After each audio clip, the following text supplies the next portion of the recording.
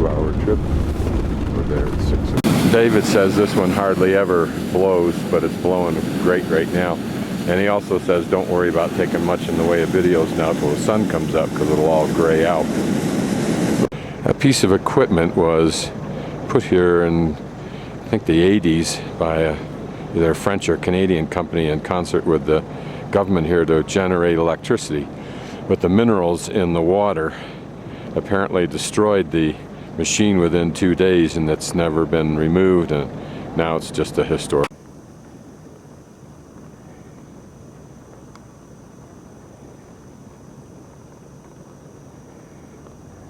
This one's really popping loose right now, throwing water and so forth.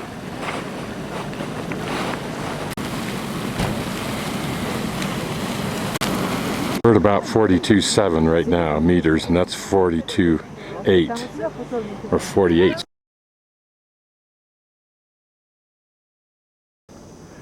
Sun's up, so now's the time to see.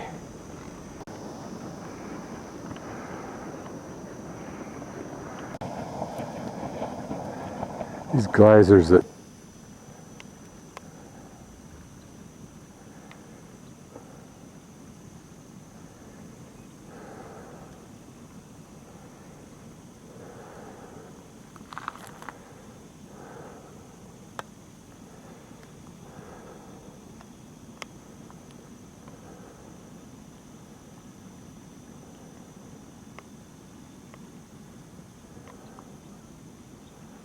this is just a cute little thing, but an interesting connections here. This looks like a fault in the rock, a break in the rock. There's a steam fumarole. You can see the fault gets more pronounced. And here we get into an old, rather large bubbling pool that's now essentially dead. And you can see that the crack continues there.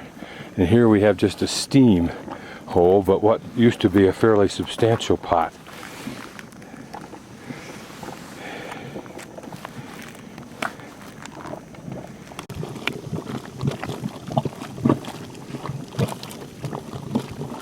And here a structure that's a rather large pool.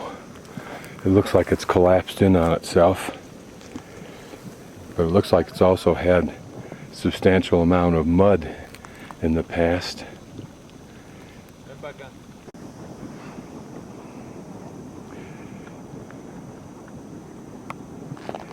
This one associated with that. I show this kind of destruction. It's tire tracks. People have driven through this area, and this is harmful and just unfortunately, but the irony is, the important thing is that, see here, like a car, you'll never have that car there in the future. They just simply won't allow it. But now they don't, the park doesn't have that sense of control, or the need to control even, or the resources to perhaps control. So as a consequence, it doesn't.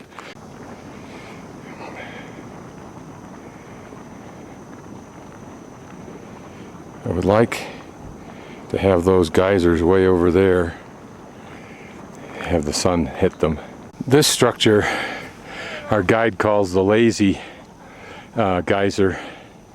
I think that's what he calls it, but anyway, there's some interesting structures here, not the least of which is that 2.5-foot wall, and then as I get up closer you'll see a similar wall on top of that one.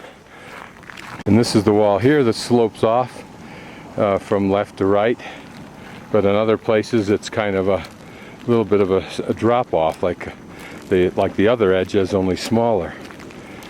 And one of the interesting dynamics that I point out to the guide is, if you look at this area here, you'll see that there's a small embankment that acts as a wall, if you will, around that section, except for over here on the left side where it drains out.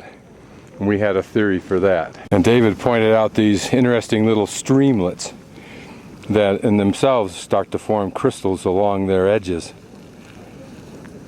And also, if you look here, you'll see a network of lines, and that again is some kind of buildup of crystals, perhaps like the salt flat that we were at yesterday. Look at how detailed those are.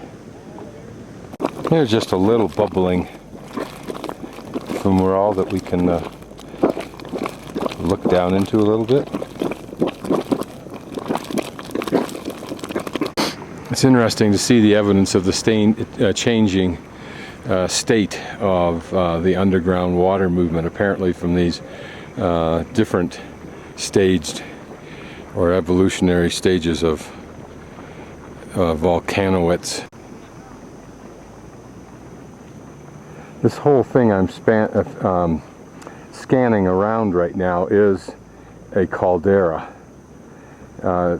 When someone asked me to compare it to Yellowstone, the first thing is, this is a tiny caldera.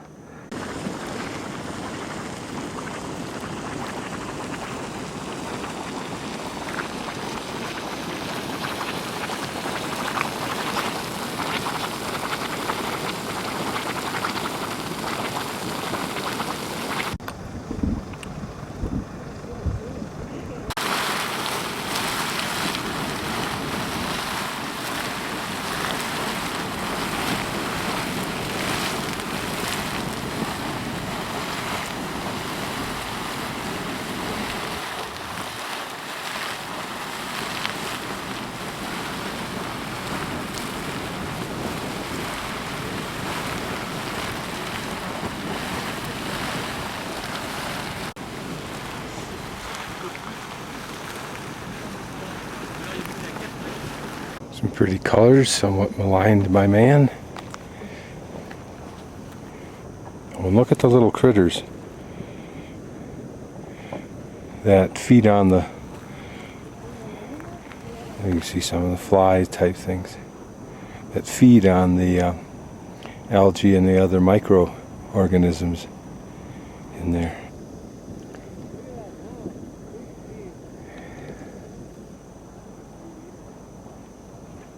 Some flies that feed on this stuff.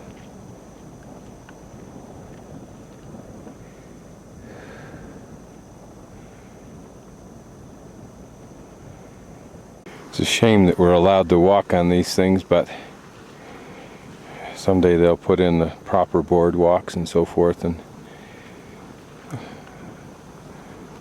the resource will reconstitute itself well enough, I think.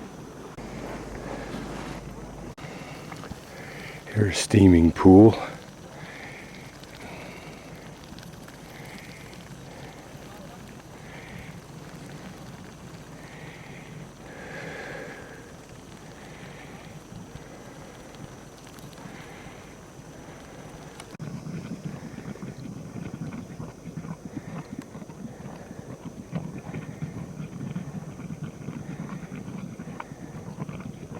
Now here's a 4-inch pipe that David thinks may be a research pipe.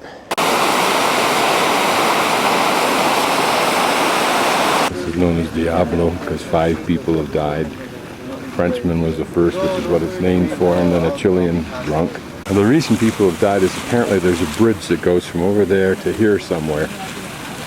And because there's so much steam, and it's so chemical orientated that people either lose their balance, lose their way, go unconscious, or like the last Chilean to die on this, you're drunk, which probably emphasizes all of those other possible ways of dying here. Can't see into this pool, but what we can see is the water bubbling up there and fountaining towards us. Notice how I'm silhouetted in that little rainbow.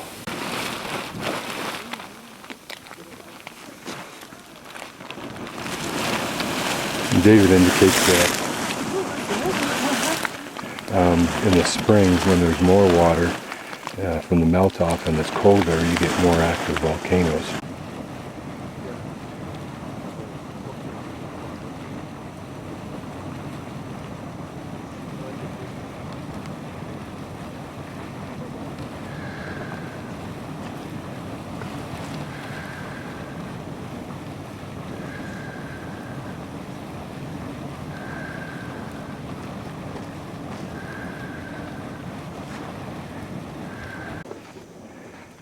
I'll use this to define and to refine the definitions I've used. A geyser signifies a natural hot spring that intermittently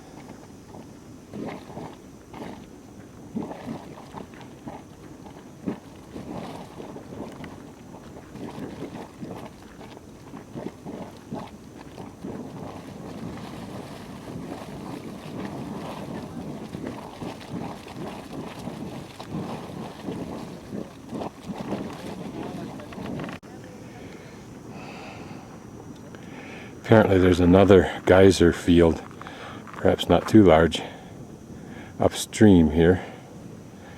But up there I'll point out where you can see a little bit of a fumarole right up in the upper left hand corner. Tight look at some salt crystals that at this moment are well away from any water. Tight scan of some of the vegetation with salt surrounding it, so they all almost appear mixed. Here we can see some of the micro crystals growing right out off of vertical surface. This is the thermal pool that you can swim in. Okay, this is a 180-degree pan. That's the area that I thought might have another geyser field in it, and it does have a little one.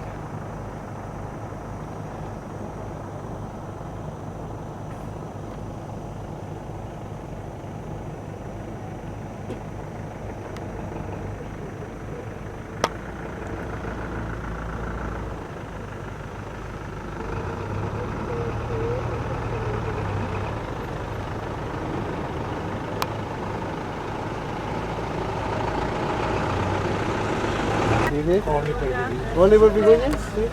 No, todos los chilenos tienen 5 hembras. Yo solo tengo 3, me faltan 2. Sí, por si están interesados.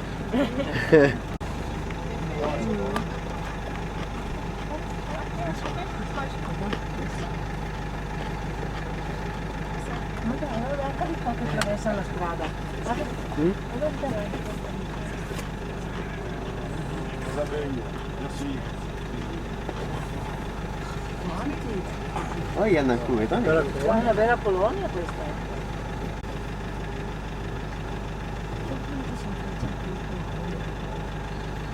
They're very hormonal this morning. Yeah. Oh, here we go again.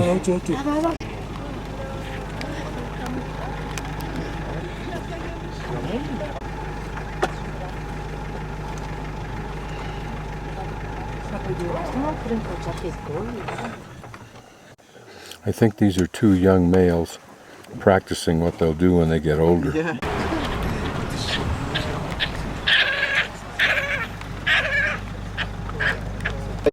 C'est dans des amours, non?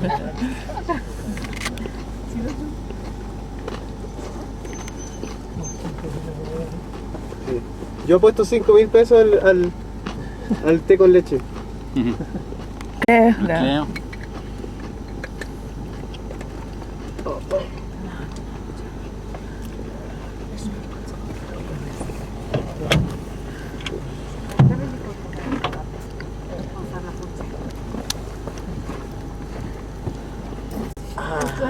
All'orecchio.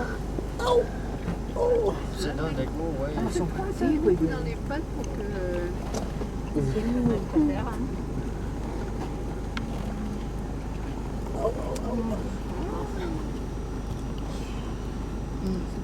Non, je pense pas que ce soit une parade à bouillir. C'est pas niveau.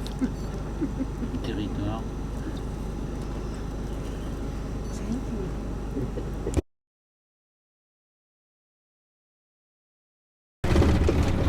This is a sulfur mine.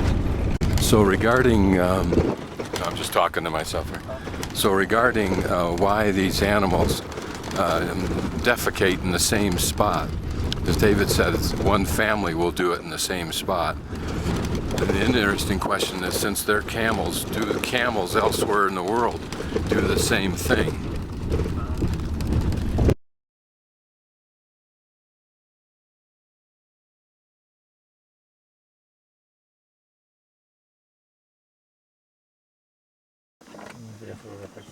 Sì, sì, sì. Giù.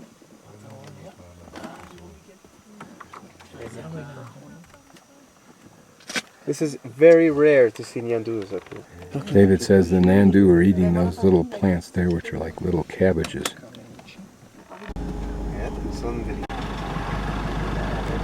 Small egret, rare to find at this level, and it's not moving, so it may be sick.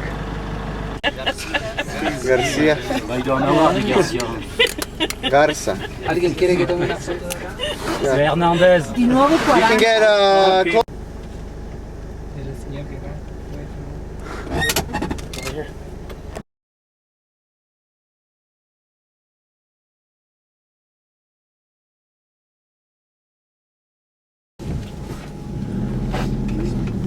I think it looks like a big coot is a tagua, T-A-G-U-A, C-O-R-N-U-D-A.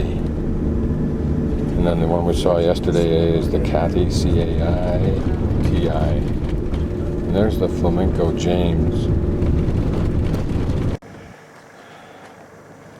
And we'll have focus on two things. We'll go up to the top of that volcano and you'll see two fumaroles that are obviously active. And then I'll pan down to the shore here of this bofedal and you'll see some flamingos.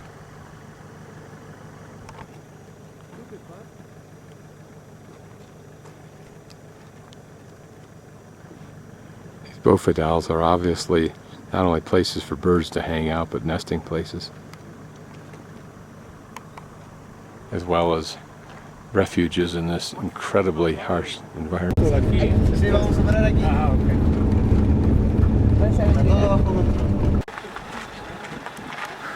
It's like a little dollhouse, right? The church? Okay. Look at the little door to the bell tower.